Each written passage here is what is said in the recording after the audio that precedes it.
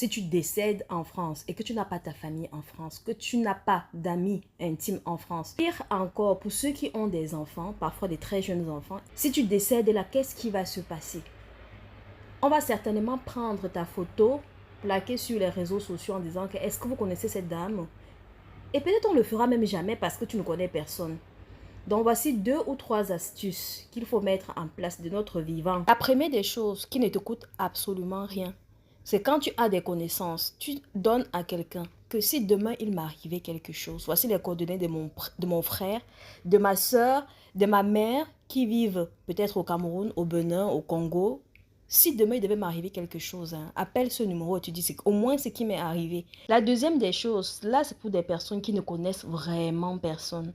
C'est d'aller voir un notaire et de consigner tout.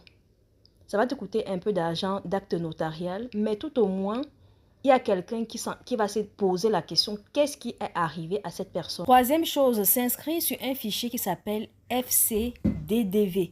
Fichier central des dispositions des dernières volontés. C'est-à-dire que c'est un fichier qui regroupe toutes les volontés de toutes les personnes qui le souhaitent.